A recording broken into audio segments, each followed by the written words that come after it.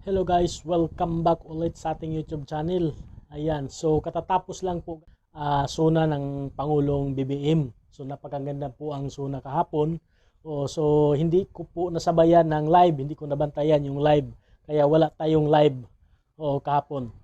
Okay, so ang aking pong i-share ngayon, yung kunting highlight po ng kanyang Sona kung saan napapalakpak po ang marami sa ating mga kababayan, maging ako man ay talagang napapalakpak ako sa ganda po ng mga inilatag ng kanyang Sona. Okay guys, bago ang lahat, bago ko si-share sa inyo, sa mga hindi pa po nakapag-subscribe sa aking channel, please subscribe, Generic Goals Official.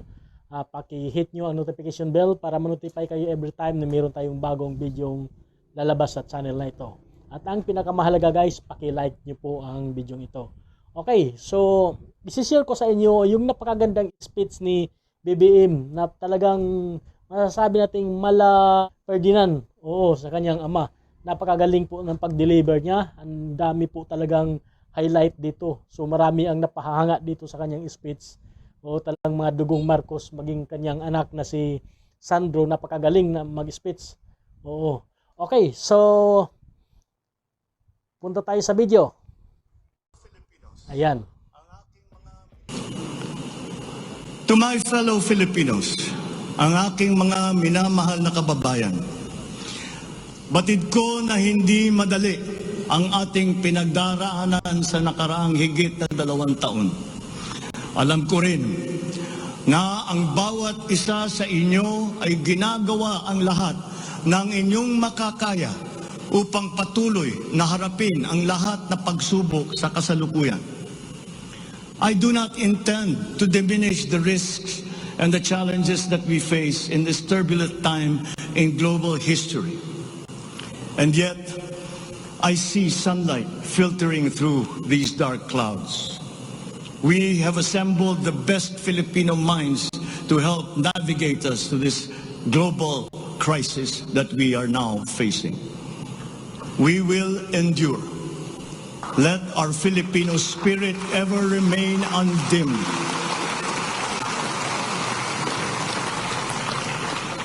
I know this in my mind. I know it in my heart. I know it in my very soul. The state of the nation is sound.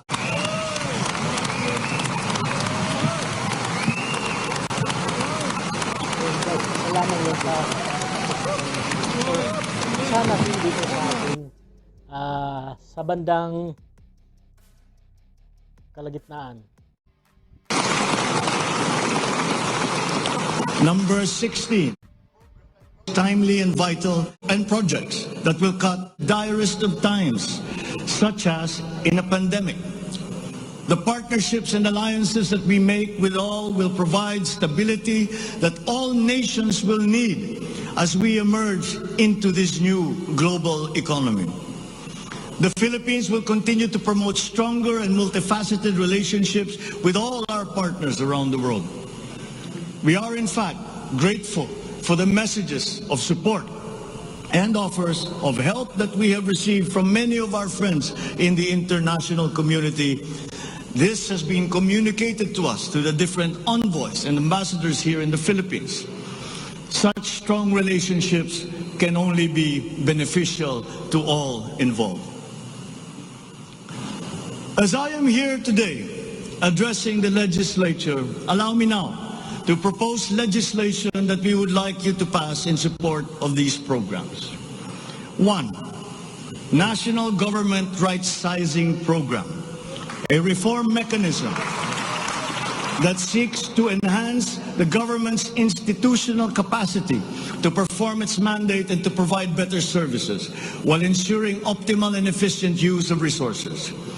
Compared to previous government reorganization efforts, the NGRP will entail a comprehensive strategic review of the functions, operations, organization, system, and processes of the different agencies, and massive and transformational initiatives in agencies concerned, such as mergers, consolidations, splitting, transfer, and even the abolition of some offices. The right-sizing efforts will also involve the conduct of a comprehensive strategic review of functions, programs, and projects that will cut across various agencies. Number two, a budget modernization bill. This seeks to institutionalize a cash-based budgeting system under Executive Order number 91, Series 2019, to strengthen fiscal discipline in the allocation and use of budget resources by ensuring that every peso budgeted by the government would lead to the actual delivery of programs and projects. The full implementation of the CBS is timely and vital as the government executes response and recovery plans post-pandemic. Number three, Tax Package 3 Valuation Reform Bill. This bill provides for the establishment of real property values and valuation standards across the country, and B, the development of real property information system that provides for the database of all real property transaction and declarations in the country. Number four, passive income. Number 8, the establishment of a medical reserve corps. Establishes a medical reserve corps under the Health and Emergency Management Bureau of the DOH. The MRC shall be composed of licensed physicians, medical students who have completed their 4 years of medical courses, graduates of medicine, registered nurses, licensed allied health professionals. Number 9, National Disease Prevention Management Authority. This bill seeks to create the Center for Disease Prevention and Control attached to the DOH. Number 10, the creation of the Virology Institute of the Philippines. This will create the Virology Science and Technology Institute of the Philippines as an attached agency of the DOST. All offices and units under the DOST with functions related to virology shall now be transferred to the Virology Institute of the Philippines. Number 11, the Department of Water Resources. This seeks to create the Department of Water Resources and adopts the Integrated Water Resource Management as the strategic framework for national water management, policy making, and planning. Number 12, Unified System of Separation, Retirement, and Pension. This grants a monthly disability pension in lieu of disability benefits provided under existing laws for military and uniformed personnel retired by reasons of disability. Number 13, the E-Governance Act. It promotes the use of internet and other ICT to provide opportunities for citizens. Number 14, the National Land Use Act.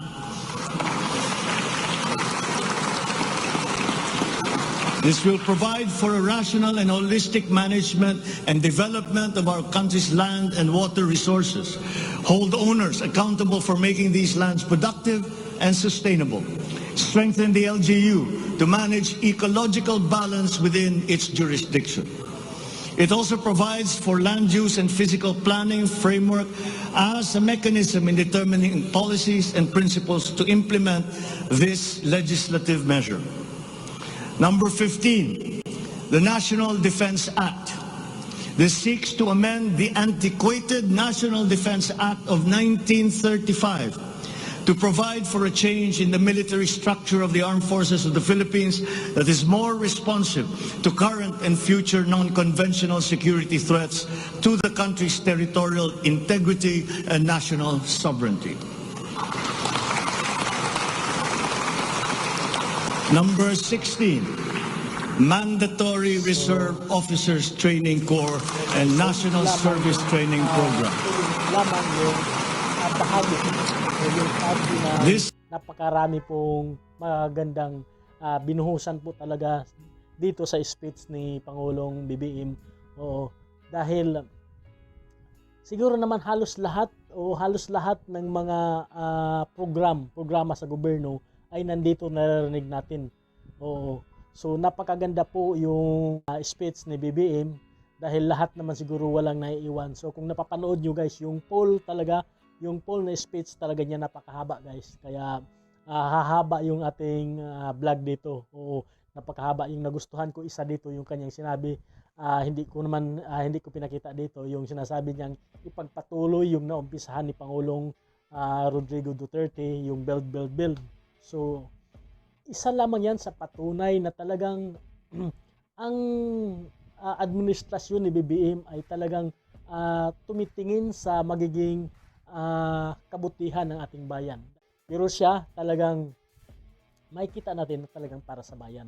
Napakaganda po ang iginigiit dito ng ating Pangulong BBM. So ayan guys, sa mga nanonood po dito, sana nagustuhan niyo muli ang ating video sa channel ito sa mga hindi pa po nakapag-subscribe sa aking channel. Okay.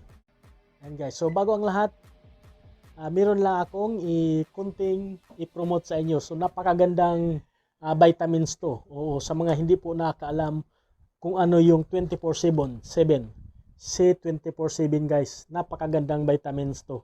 Itong C24/7. Oo, so itong C24/7 ay mayroong napakaraming benefits sa ating katawan. Protects the heart and prevent complication, help control high blood pressure, enhance nutrition and strength. So napakaganda, napakarami guys. So hindi ko na isa-isahin. Oo. So sa mga gusto nito, comment down below lang at saka yung kape. Oo. Ito yung napakagandang kape sa lahat ng kapeng aking nakita. Live-in coffee. Sa lahat ng kape na aking nainom, ito'y napakaganda itong kapeng to. Marami rin ang benefits ng kapeng to. So ito, makikita nyo sa screen. Ayan, so meron ding lower cholesterol level, help balance the body fats level, help prevent cancer of any origin. Sus, napakaganda guys. Protect against heart and disease complication. Ayan, so napakarami yung benefits din ng kaping to. Ayan, basahin nyo na lang. So itong pangatlong gusto kong i-share din sa inyo. Ito yung napakaganda rin. Ito, siguro naman sa panahon ngayon, kailangan natin to. Itong panahon ng pandemic guys. Ascorbic acid C Supreme. So napakaganda tong ascorbic acid na C Supreme. Meron tong 60 pieces sa isang bote nito. 60 ang nasa loob nito. Kaya ayan, tanggalin natin. 60 piraso po ang nasa loob nito. Ayan, ganito guys yung bote niya. So ayan. Anyway, sa mga gustong magkaroon nito guys, na gusto mong kumita na hindi na kailangan bumili nito, comment down below lang. Dahil kasama to sa magiging matatanggap mo kung sakaling gagawin mo maging membro ka ng Empower Consumerism. So comment down below lang sa mga hindi nakakaalam guys. Ituturo ko sa inyo kung paano kayong maging member nito at napakaganda, napakarami po yung benefits dito. Nasa description po ang link ng mga gamot na to, pati ang coffee at ang C24/7. Nasa description po. Pakiclick nyo lang ang description, makikita nyo kung magkano. Okay, maraming salamat sa inyong panonood. Sana po nag-enjoy kayo muli sa vlog na ito. Lagi po nating tatandaan na ang pagkakaisa una ay dapat nagmumula sa atin. God bless everyone.